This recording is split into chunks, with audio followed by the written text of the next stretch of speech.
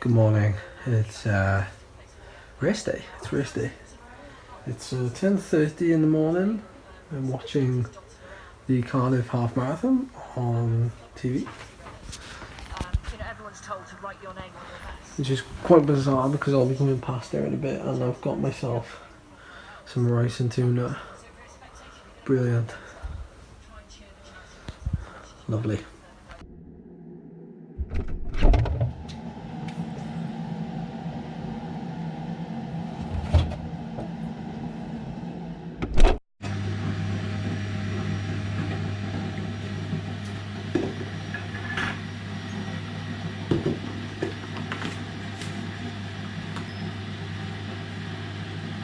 You can see this from here, but I've just ridden like alongside Roath Park, and you can see the amount of people.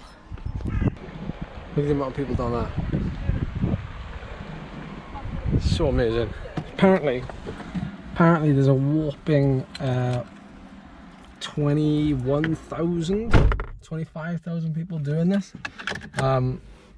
and it's going to be part of like a world series of half marathons next year, which is brilliant for Cardiff, brilliant for Wales. But get this, there are 14,000 females taking part in this race today. 14,000, more than the men. Well, that was eventful. Went to the wrong HQ, nobody was there, so I had to quickly look at the manual and see that the actual HQ was miles away. Well, it's like another 5-minute drive the other direction. So typical, I didn't read the start sheet or the event information properly. That's my fault. We're here now, and the nerves have kicked in. The coffee's kicked in. Everything's kicked in. I'm like pretty nervous to test myself, which is normal. Nerves are normal. I have to accept they're normal. And for the time being, like, it's windy. It's not raining yet, but the wind will affect our times today, without a doubt. My pacing strategy is going to be, because the climb is just one continuous gradient, there's no kind of ups or downs or anything like that. It's basically like 6% the whole way. I'm going to ride at one specific wattage, and that's going to be around about 410. Like I said, only because the climb is like the same gradient the whole way up, so it's basically just going to be a time trial effort. So I'm going to ride it like that. Hopefully I can do 410. You know, you can say that's your pacing strategy, but unless, you know, if you got a tailwind, then that's harder to maintain, obviously. But you know, things can change that, so we'll see what happens. And I'm gonna aim to ramp it up at the end, obviously, like you would normally. But that's the game plan. I'm gonna get changed and maybe go to the toilet again. Looks like I'm gonna be taking up some of Cardiff with me. Might have to get rid of that. So, no. So, some people, I'll run you through basically what I tend to get up to in the hour leading up to the pain phase. Basically, well, it kind of depends. I haven't got any warm-up apparatus here, so I'm gonna do a road warm-up, which is probably gonna entail a couple of 1-minute high cadence openers. The reason why the high cadence is just because you get like almost 2 for the price of 1. Like, not only do you put the power out, but you're also kind of really kind of forcing that muscular contraction by kind of pushing a much smaller gear than you would normally. It gets everything firing.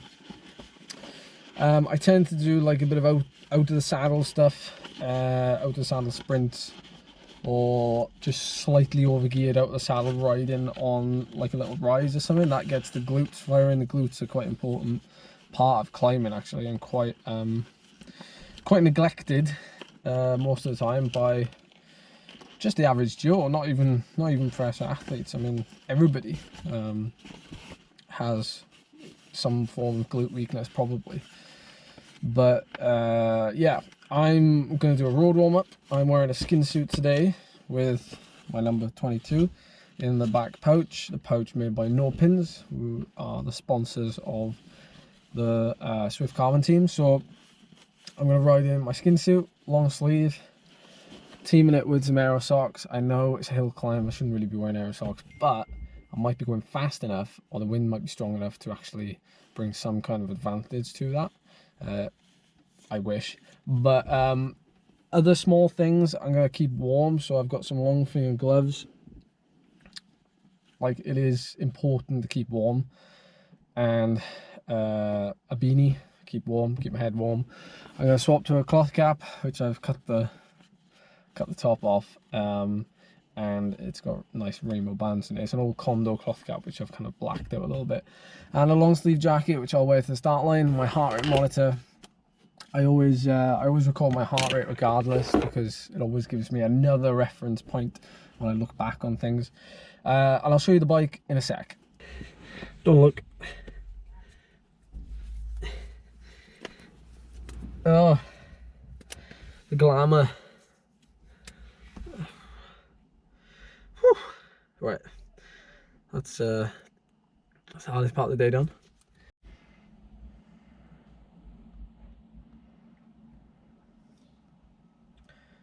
So I'm looking at my Windy app. I'm gonna put it on the screen now, but I know what some of you are gonna say, like, my windsock works really well. Yes, I know that. I've used it. It's a great piece of software, but the Windy app is quite good to just check on the fly, basically. So I'm looking at weather for 2 o'clock this afternoon, and I can also change the settings to whether I want it at 0 meters above sea level or 100 meters above sea level. 750 is a bit too much. 600, we have to leave it at 100, but it says the wind could be 23 mile an hour. That's obviously gusts, I suppose, but still, it's a pretty strong wind. It looks like it's going to be like a cross wind. It's going to be a strange one, so I'm thinking big ring. I might be quite far over on the sprocket though, so chain efficiency won't be brilliant. But another thing you got to think about as well is, if you're in the big ring, the mental side of it, because of the fact you're in the big ring, and the fact that you cannot, like, you can't, or you won't allow yourself to drop down in a small ring, then you'll have to keep pushing. So that's, I mean, I'll figure it out when I get there. Okay, remember when I did that hill climb on the world's steepest road? Or world's steepest street, whatever you want to call it. I've basically got the same setup. The same setup consists of SwiftCarbon bike, the frame. It's got Physique Arion Wahoo, FSA finishing kit, Vision handlebars, Shimano R8000 Ultegra. We've got some very worn out training tires on here, and we've got some actually quite fairly lightweight Chinlad wheels, hand built. They are fairly decent. It's not the lightest, I think, as is now, with a 4i power meter on as well on the left side. It currently weighs in at around about 7.2 kilos, which you know, I know is heavy, or on the heavy side when it comes to hill climbing. There'll be some people here with bikes in the region of something like 5.5 kilos. So this is why I've been saying, like, today is like a benchmark day. It's a chance for me to test myself. I have power, see what we can do, and we move forward from that.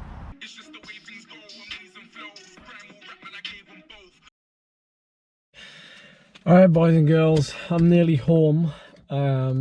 Just pulled up to tell you a few things. Yes, I was second today. second on the the Rhigos hill climb. I was second to the guy that won the bulk hill climb yesterday, and it was a superb ride from him coming in. I'm blanking on his name. I'm really sorry, but I think he was 5 seconds. It was like 4.9 or whatever, 5 seconds faster than me over the climb today. And then the national champ Andrew Feather was another 10 seconds behind me. So I am really happy with that ride. I am really happy with that ride. And I'll tell you why. I set the new best 10-minute power of all time, Corner Training Peaks, which I'm over the moon by. I was not expecting that. You know, I didn't feel particularly great yesterday, or at least this week.